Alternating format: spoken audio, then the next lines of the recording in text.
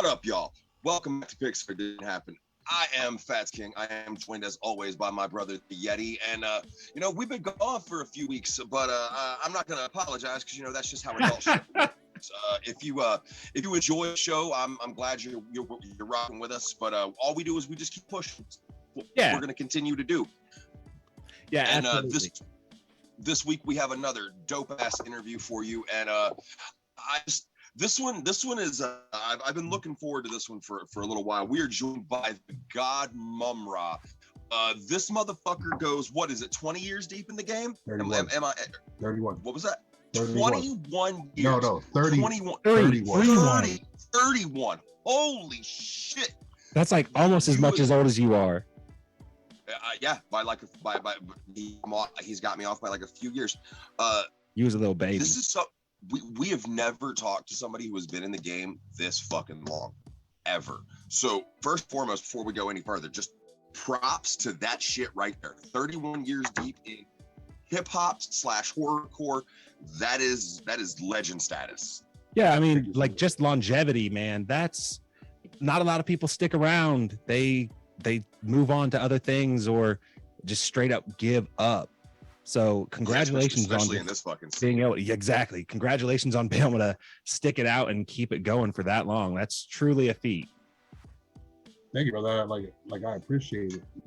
This is like a lifestyle for me. Like, hip hop's what I live. It's like it's what I grew up in. You know what I'm saying? Amongst other things, longevity is a hard thing for most people to achieve. And especially, I mean, hip hop is so it can be so disposable for someone who can you literally 10 or 3 decades and 1 year. That's a long fucking time. We're going to talk about all that. I want to, before we actually start the interview though, I want to say the first time I ever seen you live, and you're one of, I always like to be able to say I've seen people we're discussing with, I've seen them perform, or I've heard their music. The first time I've seen you live was Nasty Bash 4. I was on 4 hits of really, really good Sid, so I don't super remember your performance, but I do remember your stage presence. That was a great fucking night, and I wanted to give you props for that first and foremost. Thank you, brother. Nasty Bash 4 was a fucking ball. It's been a minute. It's not a minute since it went down, but them memories are fucking. They are sharp sometimes. Sometimes. So, what drew you into? Before we even get into horrorcore, we have to talk about hip hop. What brought you into hip hop? To tell you the truth, dude, it was like, born and raised in Chicago, and like growing up, Puerto Rican household, there was always music playing. And everything, and quite frankly, like in school, I was a nerd. You know what I'm saying? Like that I was in outer class. I was in other classes. English was like, I love English. Like math, I love math. You know what I'm saying? Social studies, all that stuff. Like I just had a hunger to want to learn stuff, but. And I gotta give props to the man that raised me. He always taught me to like be different, never be scared to be different. And growing up as a kid, I was just into other stuff that everybody like wasn't into. I didn't want to be like my brother. I didn't want to be like that. Like my brother was a jock. You know what I'm saying? Me, I was into like growing up like around the Spanish music. I was into the dancing. Mm-hmm. So it's like every time I heard music, it just made me feel happy. And then I remember long ago in a math class, our teacher had us do a project for the multiplication tables, and we had a lot. Oh no shit! Yeah, so like me and my boy did that, and it worked out because I was already writing poems, but like in spoken word form. Like I would rhyme, but for me it was just like a fun thing to do. I would take like my favorite shows and everything and just rewrite the lyrics and do my own thing. And before I even took the rhyming serious, I was like like I said, I was into the dancing, so it's like I got into the pop locking. So I was doing that, and then house music came out. Then I was doing the house dancing, but I was still writing. Then Chicago in '89 came to Allentown, Pennsylvania, and my cousin Steele happened to be part of the group that was the pioneers of the hip hop scene in Allentown, Pennsylvania. So we found out that I rhymed.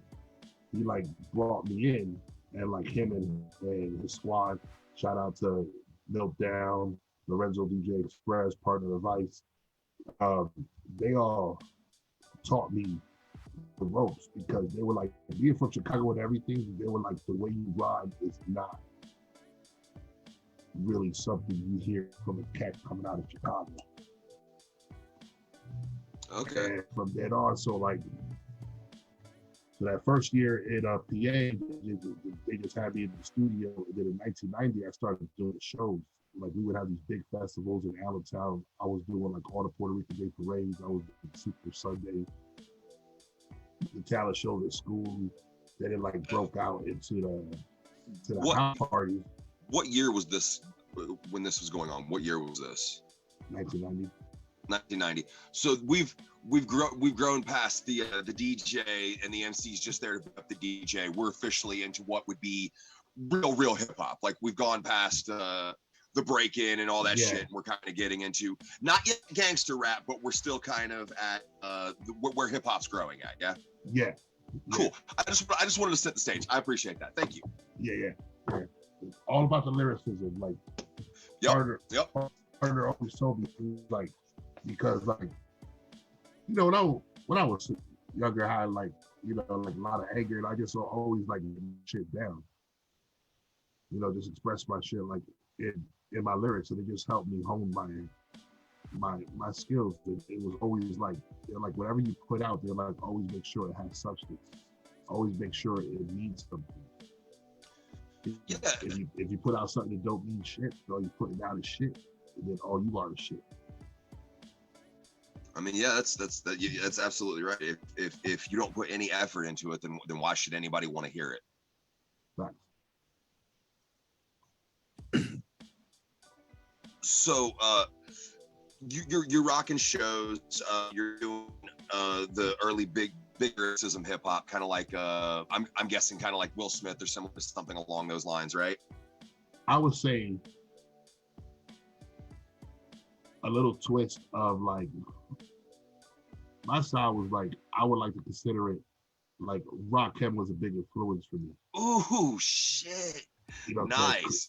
Because I studied knowledge and mathematics. I've been studying that since an early age. I mean, the teacher's there to teach. That is. Saying like Wayne Harris, when I rap and everything, it was like when I hear like Fuji rap, like when I hear them rap, it's like that's what I'm talking about. See, I fuck people up when I tell them that some of my favorite rap is East Coast early 80s, early 90s rap, because I love KRS-One. KRS-One is one of my favorite rappers, and his shit, there is some rawness to it, but it's so intelligent and so precise delivered. I love so many different forms of hip hop, and I like to talk about it. So here we go. You're rocking. You're performing. Have you decided? Are you making albums yet, or are you still just kind of like just trying to do this on the side? Like, is this become a profession yet? I was like during the first from like 91 to 94, like in the studio preparing stuff for like 4 years, like tracks, and we did tracks like at those we did, but yeah, they were more focusing on making sure the lyrics was good, and working on the show presence, because I gotta admit, like one of the best advice they gave me, it was like they're like, don't put out shit. They said just go do shows, and then make people just fucking think for your shit. Yeah, absolutely. Exactly Build a market for yourself. That is good fucking market. That's good promo shit right there. And a lot of people were like blown away, but like, I basically do the conscious rap that's, with a little dark twist to it. That's like why, like when Flatliners first came out, I was like, oh yeah. I was like, Yeah. that's like perfect.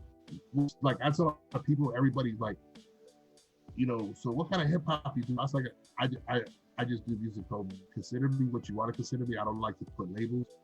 I was like, but I always tell people, like, everybody's like, oh, you're a great horrorcore rapper, and I take that as a very great compliment, because, you know, it was like Flatliners again is an influence, and they made me feel like my style like go, because if there's anybody in horrorcore that I would have to like, if I had to pick somebody in horrorcore who I was like probably like the closest similar to, then I would have to say Flatliners. That's a good comparison. I can see that. I fuck more of their features than I do their solo shit. I'm trying to get deeper into them. They are a fucking fantastic group. So now that we've gotten to that and we've breached the subject on that, so what was your first thoughts? Like, where did you first hear horrorcore, and what were your first thoughts on it? My first thoughts on it was, I just thought it was on the hook. Any type of evolving in anything, to me, point blank, is just fucking awesome. You know what I'm saying? It's like looking at it like a tree. It's like a new branch growing. Absolutely. You might get some flowers, like new stuff. So like, it was awesome, because when I started getting put on to like a lot of like horrorcore rappers, I was like, oh, you know, there's a lot of people out there. It made me realize there was a lot of people out there, because I was, let's say, the other side effects. Mm-hmm. You know what I'm saying? Like, before, like, I got my first deal, before I left that label and then hooked up with Mission Effect, like, we want to talk about that so much, by the way. Oh, we'll get there. Yeah. But like, all before that, like, a lot of people like don't know, like, my actual profession is a private bodyguard, and I'm an ex-bounty hunter. No shit. Yeah. I did not know that. I actually used to do security for Terror Squad and gang stuff. Yeah. So I got to like be around those cats, rock with those cats, and it was like, it would take a while for like cats to like really like vibe in, but they would always give me props, because they was like, you know, you're a pretty lyrical dude. They're like, the shit you come up with is like really like kind of out there. Like you got a broad prospect of perception and mind thought. Yeah. So the first time I think legitimately say that I heard what I can consider horrorcore music would either be Dre and Ice Cube, Natural Born Killers, or Ghetto Boys. I couldn't. Yo, Ghetto Boys, hands down, baby. Yeah. Fuck yeah. Fuck yes. Yeah. Rest in peace, Bill. Shout out to Scarface. And the craziest fucking thing, I got introduced to the Ghetto Boys off of the Office Space soundtrack, just to show how just to show how white I am. But like, so now that you're starting to perform it yourself. This is so crazy, because I could talk to you about this and you can actually have a feeling and an opinion about it. What was your first thoughts about seeing Insane Clown Posse and watching what they were doing with a specific Detroit version of the genre? Because we've talked about West Coast horrorcore, we talked a little bit about South horrorcore with the Ghetto Boys, because they're from Houston and shit. But then you start, like you were saying, in the northern, you're from Illinois. Chicago, this would be more like Michigan. That's eShop, ICP, that shit. What was your thoughts on them and that? When I first heard ICP, it was like, because like a lot of my peoples were into it. I was like, when it comes to just like the beats, I was into like a lot of like the music they used. I always told everybody, I said, I was like, in the beginning back then, I know a lot of things have changed now. I was like, but their work ethics was good. One of the reasons I give them mad respect is because I know that feeling when everybody's like, yo, you ain't gonna do shit. Yeah. You know what I'm saying? And they proved everybody wrong. I'm like, come on, man. Like, they was the WWE. and I keep it funky with people. Like I keep it 100 because I'll be like keeping it 100 with me. I was like, I respect their work ethic, their work ethics, and their drive. I never could really get into their lyrics and everything, but through them, like I heard Twisted, and Twisted was like the first thing I liked. Coming out of psychopathic, right? Yeah, right. For some people, that's, you know, I get that. I heard them, and I'm like, they gonna do some shit. Like they gonna do some shit. I remember that song. They did that song with Pop Funeral. Yep, that's a good ass track. Like when I heard Twisted Rhyme on that track, I was like, yo. Yeah. It's funny you bring up the fact ICP was WWE. They were also in WCW and pretty much every other major wrestling promotion. But what the point that I want to make with that is, we as juggalos, we become part of pop culture lexicon. No matter how much people don't want to talk about us, still make jokes of some weather. And you know what the funny thing is? Sometimes the jokes are pretty fucking funny. Just gonna say that. Did a whole episode about juggalos and pop culture. You should go back and check it out. I think it's on our Spotify shit. You know what? Maybe don't go check that out. Yeah, don't do that. And we are part of that whole Zeitgeist now, which, I mean, it took years and years of just like being really loud, but we made it, for better or for worse. Sort of depends on who you speak to on what that sort of looks like. Yo, I love Juggalo World because it's down the people that make up the whole foundation of the Juggalo World, which is cats such as yourself. Like I always tell people, without cats like you, we ain't shit. And we appreciate the fuck out of that. Because we always feel on the other side, it takes the guys making the music to make us, the fans, want to talk about it. So from both sides, thank you. Yeah, but that's why I respect Juggalo so much, because those motherfuckers will let you know if you're hot or you suck. Yep, we got a problem turning our back on a whole fucking performance while you suck on stage. It's documented. If we turn our backs, that's just being polite. It's when shit starts getting worse. That's a problem. But so we're gonna rewind back because we got a little ahead of ourselves. I just wanted to get that out of the way. So you're making horrorcore music now. That's what you're doing. What are your thoughts on the scene as a whole, as far as like you watching the beginning of it? You know what I mean? Like, what was it at the bare bones when it was like literally ICP, Tech-9, a few other people? There weren't a whole lot of people making that kind of music in 1994, 95, 96. You know what I mean? No, but I prayed that it growed, that it grew, which it did. Can't forget Gravediggers. Yep, can't forget the Gravediggers. I can't believe I said that. And you guys were also at the beginning of the internet as well. And MSN. I'm before the internet. Before the internet. What is that to think about, before the internet? Yo, you'd be surprised how like some of like these rappers that are out now have only been out for like a couple of years. You'd be surprised how many have like tried to talk shit to me. like fuck you, old head. Let me tell you something, dude. You would be proud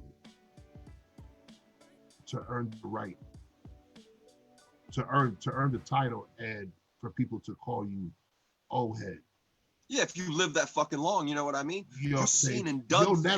You'll never know. You'll never understand the grind we had, what we went through before you had all this fancy social media shit and everything. You're not gonna know. Actually peddling flyers and shit. Yeah. You had to go out. You had to like either walk it or hop in the car with all your homies and go everywhere, show up to places, do this and that. Kind of like you Bogart shit. That's why we always have the block parties, whatever, because if you wanted to get your name out, that's how you did it. They'll never know what it is to record in an analog studio. They'll never know what a DAT tape is. They'll never. I don't know what the fuck that is. it's a digital audio tape, but from analog evolved into that. Yeah. You know what I'm saying? That it was Mhm. little fucking like small fucking. Oh yeah, yeah. Like I know what you're talking tapes. about. Like Yeah, yeah. if you were performing at a show, if your fucking shit wasn't on a that tape, you wasn't performing. Yeah, and I think it's kind of sucks because a lot of that is what created the community, and you were able to, actually see people face to face and, interact with people, and it made for a lot of great relationships being built, and things were built from that. And I know you can still do that stuff on the internet, but there's just something about being in the real world. I don't know. Networking was way, way, way, way more important as far as face-to-face conversation, right? Yeah. It's more personal because you actually have to be in the moment. You can't just shoot something out and have 3,000 people see it so it sticks to 10 people or whatever. So I guess the law of averages. That's why when they talk shit to me, I was like, okay, you buzz now, my brother, but I'm not hating. But don't go like feeling like you above. I don't say I'm above anybody. But you put your time in and you know what you've done. Damn right. I paid my fucking dues. Can't nobody ever say I fucking did it. Yeah. Yeah. Well, so watching the scene it blossom, it went from, as you were saying, you guys were out there humping fucking tapes and humping fucking block parties and pumping flyers out there and shit. Watching the community slowly start to grow, and so I pump flyers in this city and we had a performance. The next time we come there, there's a few more people who know your name and shit. The beginnings of it, what was that really like to see, man? Because that's something like, I'm old in this scene, but I'm still before. You know what I mean? I wasn't there for that part of it. I kind of joined right at the beginning of the AOL years. You know what I mean?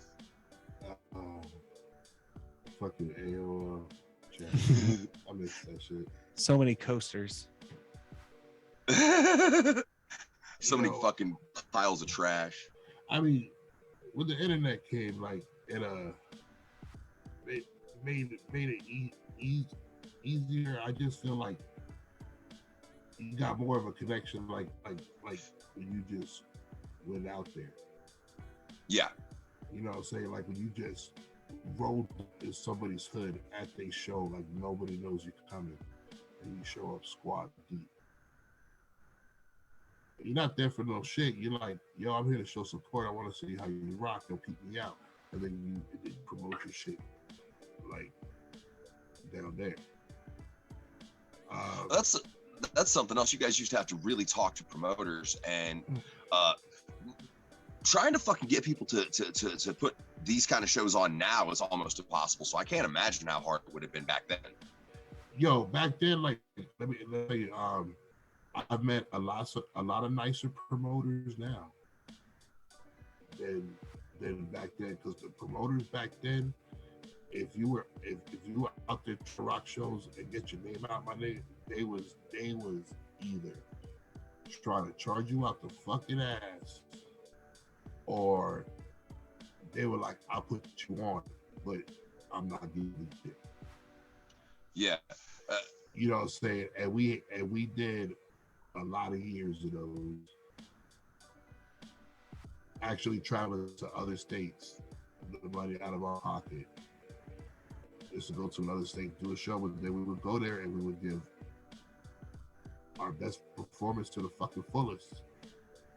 Now they like, I want you to come back. I'm like, well, now we talking about. Yeah.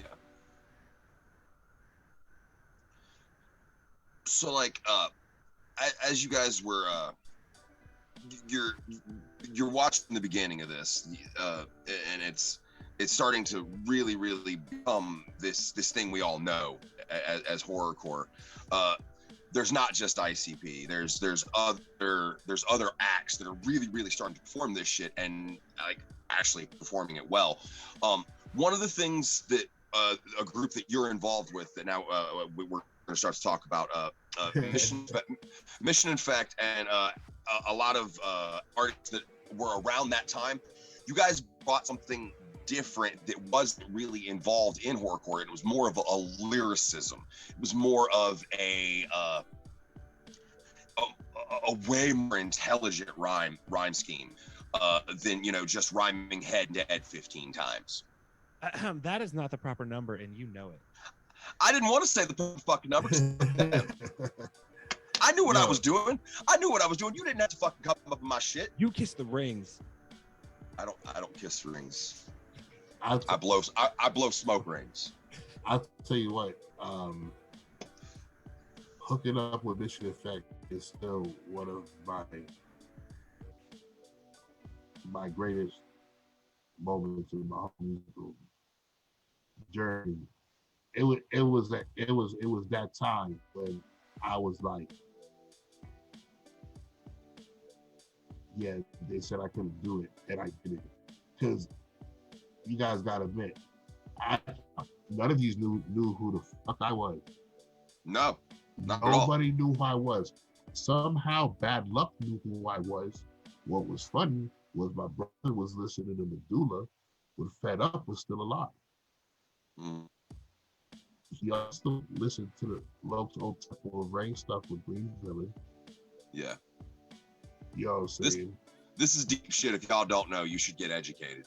Like, then they were listening to Wicked, Saint,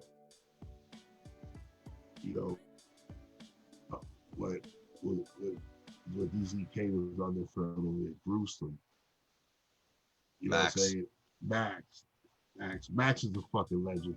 I mean, fucking nobody said it. We love Max. He sometimes I feel like he doesn't give himself enough credit. We've interviewed that motherfucker 3 times. I love that dude. That's my hero.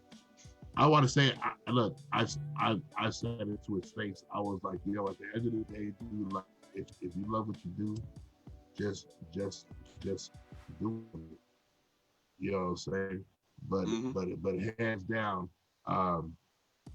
yeah, definitely. And there's a lot more people that go on that list as well. But hands down, yeah, Mad Max is definitely one of my tops. And it's like a lot of the squad, like in Mission Effect, it was like I was fans of everybody. Like the crazy shit about this whole shit, like check how the universe works. My brother introduced me to all of them. Mm-hmm. They're all spread out. Yep. I'm a Puerto Rican MC, Allentown, Pennsylvania, who's from Chicago. Yep. I've never been to none of their shows. They've never been to none of them. But somehow, some way, the universe made sure that I knew who these cats were.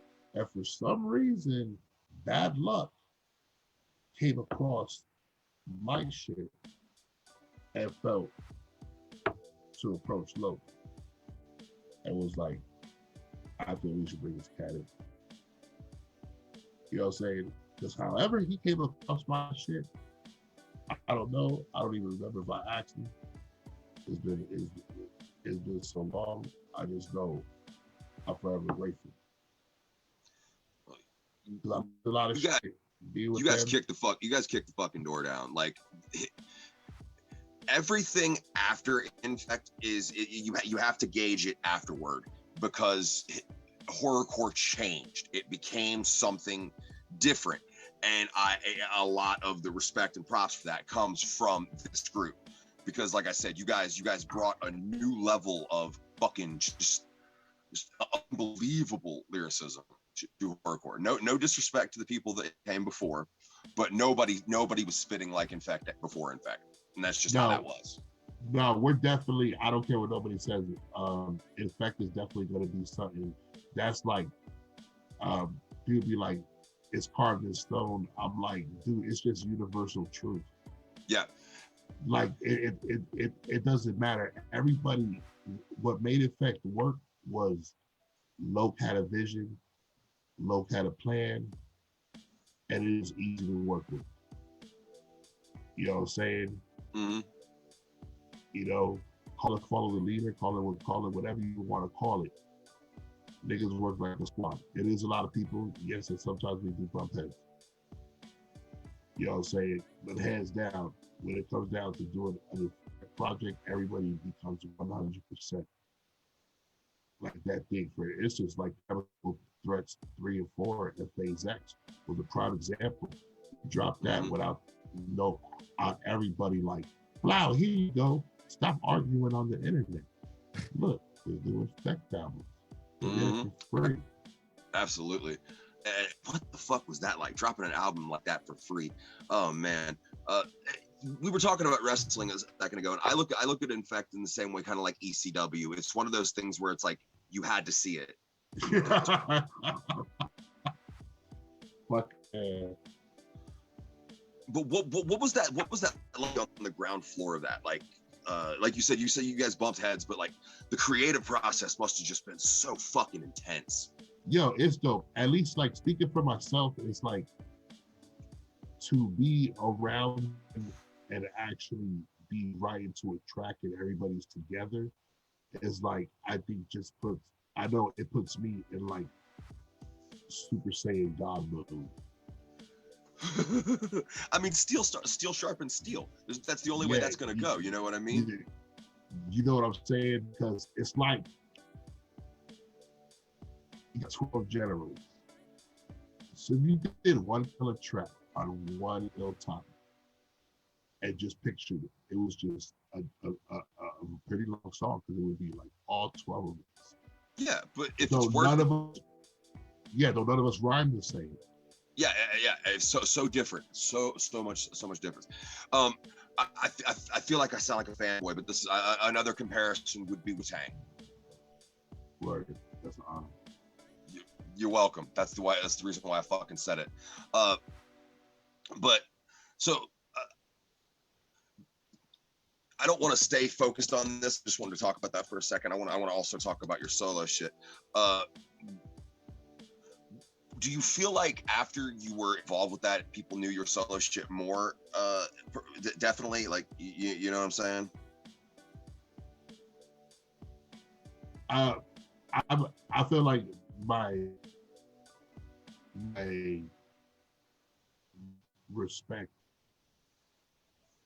as a solo artist like went up more, especially in that genre.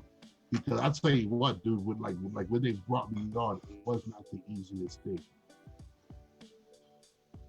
The first show I did with them, Underground East Coast Fest at the Silo in Reading, PA. Yeah. They brought me on stage, and the crowd actually booed. This was before I even set up the other microphone. Oh fuck! What? Yeah. I ain't scared of sick. Like, crowd, like they called Malaria Bad Luck called me out. They actually booed. Now, I always I write every day, whether it's a little or a lot. Like I write every day. So believe you me, before I even put like an album out, I've already started working on the next album that's coming out after this album. That's not a vision that a lot of people in this industry don't have. I try to keep it flowing like water, but people like they booed me, and I was like, I told the DJ stop the beat, and I spit the second verse from Abomination. This was before I put the album out. At that time, I was already working on the Abomination album. I was like super ahead of myself. And I did that now because that's a very personal song. So I did that shit. I put a start the beat and I did that shit a cappella. Do you remember the Nasty Bash 4 show? Like I do a lot of acapellas in between my tracks.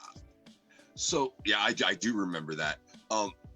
Did that hit them like a fucking punch to the face? Did they stop booing you and shit? Yo, dude, when I spit that shit a cappella, and I was done, I just put held the mic down and just grilled everybody.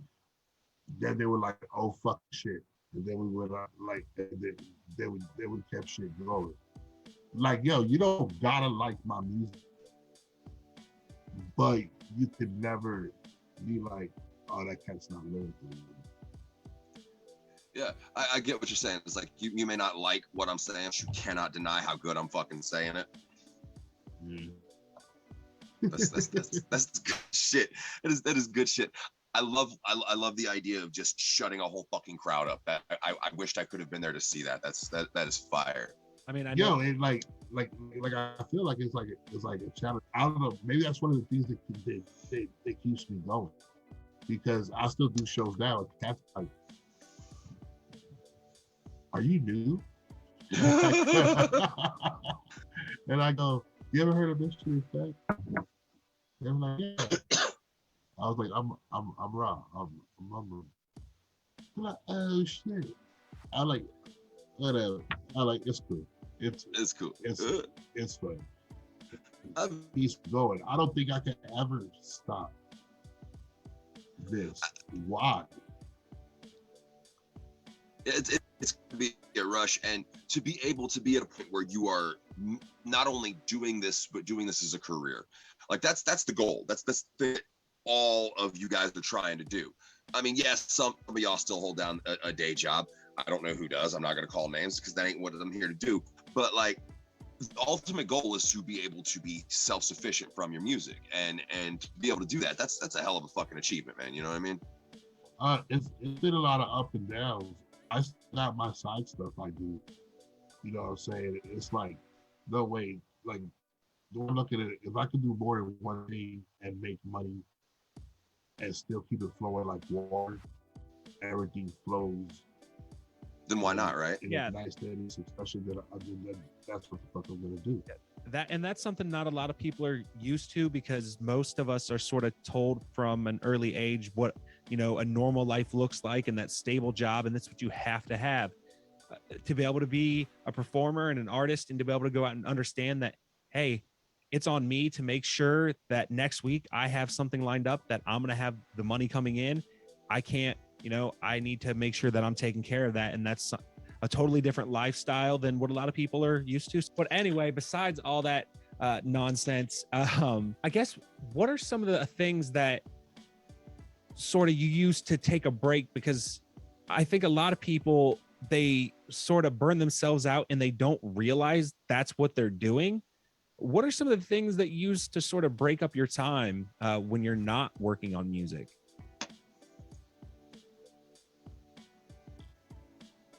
Like you mean like side hobbies?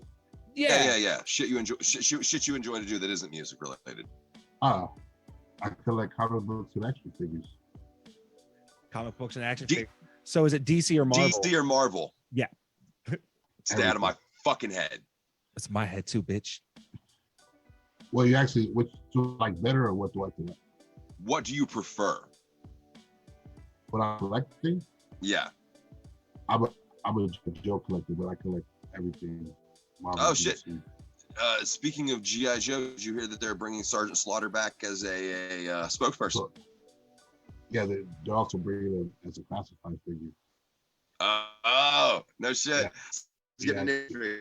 That's great. Yeah, I just pre-ordered the Megatron. He transfers into a Cobra Hiss tank because of the fairness figure. Oh shit! The homie idiot will lose it. Yeah, the homie idiot he'll lose his mind over that shit. He's a Transformers guy. Yeah, people watch this video and be like, yo, these motherfuckers was talking today was like, yo, I just don't need a Transformer. Hey, you know fucking what though? That's the whole point of this shit, man. We talk about every goddamn thing. One of my favorites, if we're talking about comics, I'm a huge fan of Deadpool. But I was a fan of Deadpool before the fucking movies. So like, I don't want to hear all that shit about. I don't want to. You know, I remember when Wade was just a villain character, a one-off. You know what I mean? But it's cool to see how nerddom has become so acceptable nowadays, as opposed to it was when I used to have to fight for my comics. Yo, if nobody saw that coming, then no, not at all.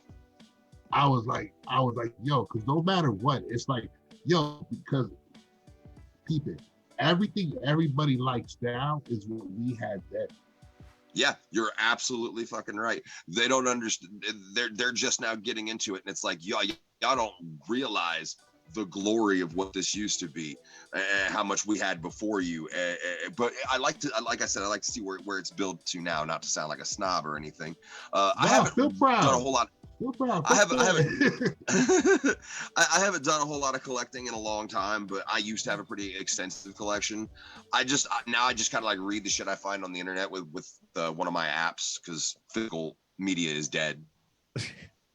I mean, okay, well, obviously I've been watching Batman since the animated series, and like, you know, Nick. Yeah, Kevin Conroy's my Batman. And just random old from the Adam West days, like at my grandparents, I would just see that. So, but besides, you know, those big names, one of my favorite series, honestly, I love Lock and Key. I have the hardbound collection, the whole thing, because it's a really good series. Despite the Netflix show not really taking off and getting a really good reception, I love that series. Of course, you like the books. Oh no, the books were amazing. The show is all right, but the books are so good. Didn't this made by Stephen King's kid? Yeah, it was him and another guy had worked on it, and you can definitely see the influence because, well, it's set on the freaking East Coast, up in Maine, with, you know, lighthouses and whatnot.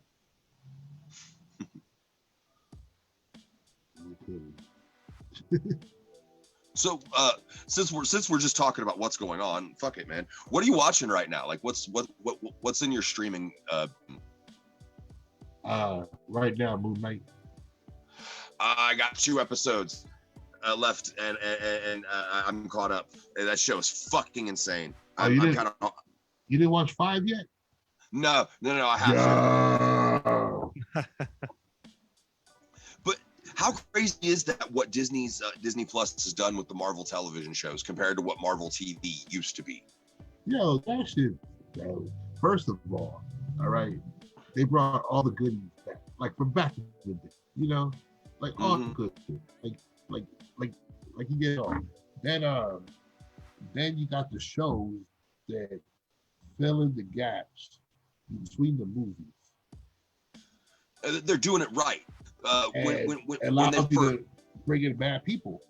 Yeah, when they first were trying to experiment with TV, I remember Agents of S.H.I.E.L.D. felt like they were trying to fit it in with the movies, but it just didn't feel like they. Okay, so they had Avengers level threats. Where the fuck are the Avengers? You know what I mean? It wasn't as realistic as it could have been. But I prefer the what they're doing now. Like Loki blew my fucking mind. That was one of the greatest Marvel shows ever. That was really good. That was definitely off the hook. Me and the old lady, we're actually gonna do acid and go watch Doctor Strange in a couple weekends. That's talking about the new one. Yep. Let's see. Yeah, yo, dude, all I know is fucking Doctor Strange 2. He's gonna go in front of the Illuminati. Yep. And I can't wait. If that's correct, and up on that console, I should see fucking Professor X, Reed Richards, Black Bolt, Submariner, and Doctor Strange would be. But it's going to be Mordo instead of Doctor Strange. That's what I've seen in the trailer. Unless they ask Doctor Strange to join. Yep, which is possible. I have no idea what I have no idea what they're going to do in this fucking movie. I can't wait for it. So that was Picture It Didn't Happen presents some nerd shit. Moving back to what we were talking about before. So what do you have on the horizon? What's some shit that you've done recently that they should know about? Well, I am already piecing together the next project. Of course, you said that you were a mastermind, an architect, if you will. Yeah. A shout out to my other Crossworm, because that next project is going to involve me and him. And he's going to be overseeing that stuff. So that's actually going to be dope. We only got to work together for a minute. If you guys have been, or whoever has been paying attention to the Facebook page, or whatever, then like I would get ahead for my action figure. Yeah. I was hoping you was gonna fucking talk about this. I was hoping you was gonna talk about the action figures and the fucking card set. Can we talk about that for a second? How dope is that shit? Yeah. Dude, so how did you get asked? How did you get asked to be involved in the card set? Well, Frank Farrell, Mm-hmm. runs Horrorcore Wiki. Yep. And everything. Of course, Mission of fan is like fan of our like individual music and everything. He followed us and like I knew he was putting out like card series, and like I was just like, man, I would like to do a series with him. And it's like, and he always showed that level of respect for like what I do, probably the Horrorcore Wikipedia, definitely dope. And then he just like hits me up, and I was like, I don't even know like what I was doing. He just like he just hit me up out of nowhere. He was like, yo, bro. I'm like, brother. He's like, this is what I'm doing. I'm like, fuck yeah, dude. Like that, I feel honored, like in the car set. I have been out there for a long time, and there are cats that are out there to put just as much as the work that I put. Saying, and to be like in the car set with a lot of cats like that, it was like a super dope feeling. To like to be considered to be on it, or like whatever. Like I said, like I just flow like water. Absolutely. You know what I'm saying? Like the music, gonna rock to it, whatever. The car is like being immortalized, no matter what. It's hard. You know what I'm saying? Made my daughter happy, which was like a super plus. Yeah, and then the action figure, how's that coming along? Well, as you guys see, you got to see the head already. Yep. I have a couple of them where it's me with the mask on, and I got like the wrap I would wear around my head, and then it's just me. And then the other one is my head with the mask on, but you can see my head. Yeah. And everything. The cool thing, I'll give y'all one cool thing. Okay. Since I'm out here about the figure. I love when we get exclusives. Yeah, because nobody knows about this, but the first dozen the bodies of the figure are glow in the dark. And it's shit. It's the stuff of a G.I. Joe. It's posable just like a G.I. Joe. Oh, so it's gonna be fully articulated. Like what I did when I put up the post to show everybody what the head looked like on a body. It was like kind of picture that idea and everything. And I was like, the body that's gonna go on is gonna be some will, they're all glow in the dark. Some glow blue, some glow red, and some glow green. That is fucking awesome. So it's gonna be like the first dozen is just gonna be like a limited edition. Like, is your plan to do this like pre-order kind of thing, or are you just gonna have them all ready and then let people buy them? Like, what's your to drop this? I would do the. I'm not opposed to the pre-order. It's like crazy. Like when I put a lot of stuff for pre-order, it doesn't really get that much attention. And then I'll just stop talking about it, and then I'll just get everything together, and I'll just be like, wow. I think that's part of the modern culture. I want it right now, so I'm not worried about a pre-order because I'm going to give you money, and then I want this thing, and I wanted it yesterday. Yeah. I got the hot sauce coming out. The action figure, like the first dozen is limited edition, loaded. Kung Fu grip. Kung Fu grip. all kinds of accessories like a ball and shit. Yeah, I mean, I'm gonna try, but it is gonna come with some accessories. it's gonna be definitely cool to like either keep in the package. At the same time, I want to buy for your kid. I was like, these have took a long time. Oh, I imagine I could. Finally, like get this because I was so bent because I'm a GI Joe collector. So they had to be perfect. I was so bent that they had to be like a GI Joe figure. It's like, yeah, everybody got the bigger dials, whatever. Look, I ain't no big corporation. I ain't printing no 12-inch thing. But you know what? I got something cool for anybody who loves pop culture or retro shit. But how dope is it if these sell really well to do something like that in the future, though, a bigger doll, if these sell well? I would definitely do that. I want to keep the toy line with the action figures coming and slowly start doing everybody like within my crew, Soldiers of Ra, Deadeye crew.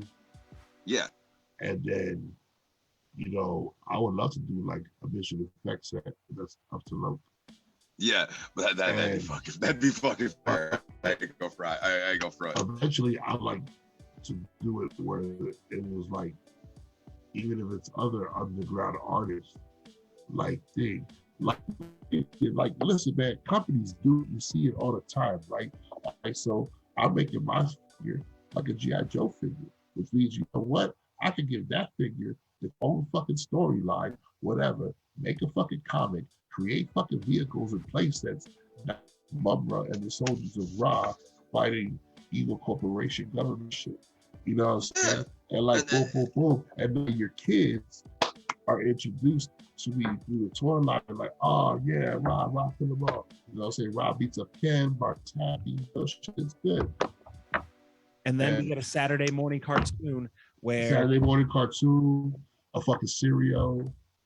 Fuck yeah, you gotta have the Mumm-Ra cereal. Ra-O's. Ooh, yo, the flavor on that. Yo, shout out to the Nasty. And Wicked at Dirty. We want to fucking talk to we want to talk to him so bad. I'm friends with him on Facebook, but I ain't asked yet. That dude's dope. Yeah, man, he hit him up. Yo, the Nasty is a good dude. I consider him a legend as well. And but you should definitely hit him up, man. My dude had a good question though. If you did have a cereal, what would the flavor be? What do Ra-O's taste like? Well, I love chocolate. Yeah, I understand that as a fat kid. I have love of chocolate as well. So you ate that chocolate before, right? Yes, I have. I picture that. All right, that sounds good as fuck. That sounds good as fuck, man. I will eat that. Oh, but shit. On that note, I do got a hot sauce. Shout out to Phil D. Murder, St. Pete's Sauce Company. Blood of the Ancients. That's going to be coming out soon. We're going to start that in the next couple of weeks. Now, is that really, really hot just to burn that ass, or does it actually taste good as well? Oh, yeah, I forgot. You hate hot. Oh, it's good. I do hate hot stuff for stupid shit. I like it if it has flavor. No, I should go flavor. It's mango based with a twist. Oh, ooh, okay. See, I think that's important. People go for. It's not mango habanero. This is a whole special recipe. Secret shit. All of you created. All right, y'all. That's some shit to fucking look forward to.